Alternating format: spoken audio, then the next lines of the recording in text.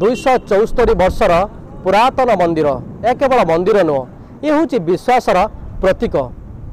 एठारे मानसिक रखिले लोक मानकर मानसिक हुए पूरण।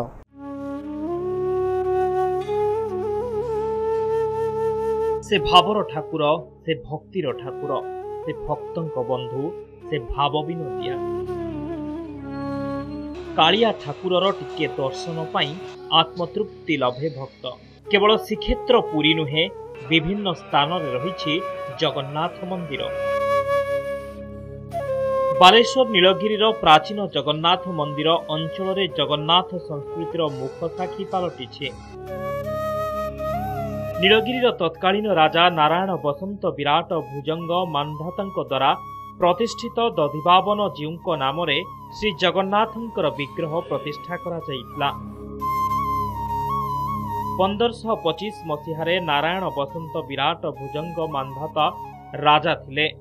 से थिले पुरी गजपतिंक सेनापति। पुरी गजपति खुशी होई सेतेबेले तांको भौणी कलरा देवींकु तांको सह विवाह कराइथिले। कलरा देवी विवाह करी आसिबा परे जगन्नाथंकु दर्शन पाई इच्छा करिथिले। भौणी पाई सेतेबेले नीलगिरी स्थित गरडीही गाँव जगन्नाथ मंदिरर प्रतिष्ठा होइथिला। परे 1750 मसीहारे तत्कालीन राजा रामचंद्र मर्दराज हरिचंदन को द्वारा नीलगिरीर श्री जगन्नाथ मंदिर प्रतिष्ठा होइथिला।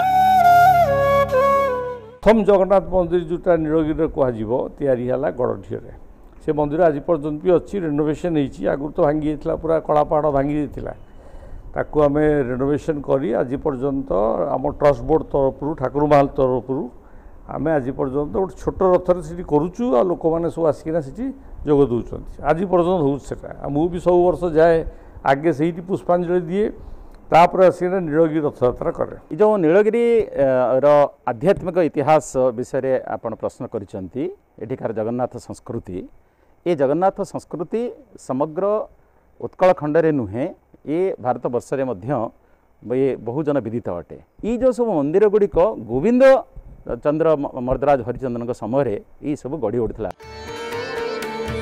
नीलगिरीर रथयात्रा बालेश्वर जिल्लार सबुठारु बड़ यात्रा भावे परिचित। यह रथ 50 फुट उच्च 42 फुट चौड़ार होइथाय। एथिरे 14टी चक लागिथाय। एठारे पुरी जगन्नाथ मंदिरर परंपरा अनुसार रीतिनीति होइथाय।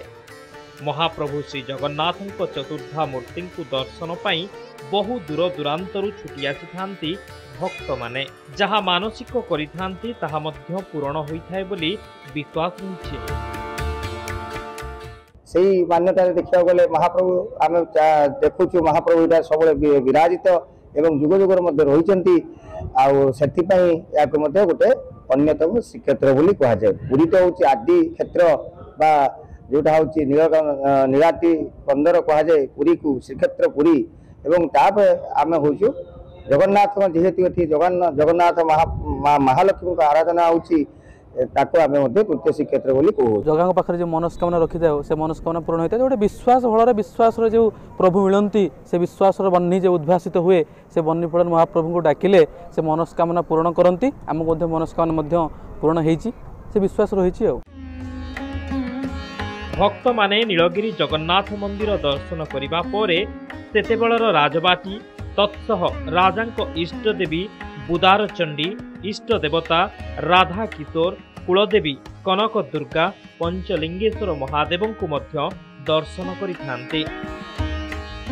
राजा राजुड़ा अंबलू पूजा पाई आसुवा जगन्नाथ मंदिर यही अंचल अनेक ख्याति लाभ अर्जन करिछि। तबे विश्वास एवं आध्यात्मिकर प्रतीक यही नीलगिरी जगन्नाथ मंदिर। नीलगिरी सुकांत दास, नंदीगोष टीवी।